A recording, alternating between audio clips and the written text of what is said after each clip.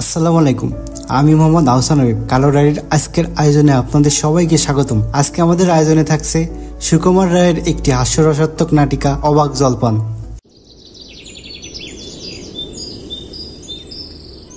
একটি রোদেলা দুপুর, যখন সবাই ঘুমিয়ে পড়েছে, কিন্তু এক পথিকের জন্য এই দুপুরটা খুবই কঠিন। তিনি হাঁটছেন তৃষ্ণায় কাতর, কিন্তু কোথায় পাবেন একটু জল? চলুন শুনি পথিকের এই অবাক জলপানের গল্প। না, একটু জল না পেলে আর চলছে না। সেই সকাল থেকে হেঁটেই চলেছি, এখনো প্রায় 1 ঘন্টার পথ বাকি। তেষ্টায় মগজের গিলু পর্যন্ত শুকিয়ে উঠল, কিন্তু জল চাই এখন কার কাছে? জলপাই এখন কোথায় পাবেন? এ তো জলপাইয়ের সময় নয়, কাঁচা আম চান তো দিতে পারি। না না, আমি তা বলিনি। না, কাঁচা আম আপনি বলেননি, কিন্তু জলপাই চাচ্ছিলেন কিনা তা তো আর এখন পাওয়া যাবে না, তাই বলছিলাম। ঘাট হয়েছে মশাই, আপনার সঙ্গে কথা বলাই আমার অন্যায় হয়েছে। কিসে বাপু এত তর্ক টর্কে কিসের?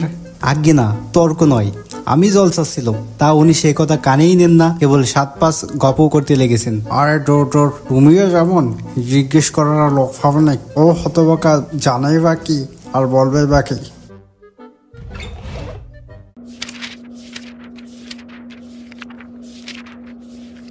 কি বলছিলেন? জলের কথা জিজ্ঞেস করছিলেন না? আজ্ঞে হ্যাঁ, সেই সকাল থেকে হাঁটতে হাঁটতে আসছি। আহা, কি উৎসাহ, কি আগ্রহ, শুনে খুব সুখ। এরকম জন্মের আকাঙ্ক্ষা কজন আছে বলুন তো? বসুন বসুন।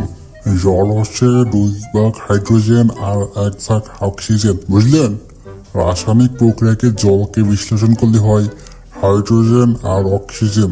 দেখুন মশাই, কি করে যে কথাটা আপনাদের মাথায় ঢুকাবো তা ভেবে পাইনি বলি। বারবার করে যে বলছি, তেষ্টায় গলা শুকিয়ে কাঠ হয়ে গেল, সেটা তো কানে নিচ্ছেনই না।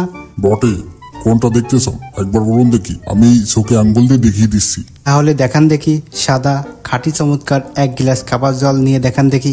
এখানে রাখ। বাঁচা গেল। এটা কিরকম হলো মশাই? পরীক্ষা হলো, এক্সপেরিমেন্ট।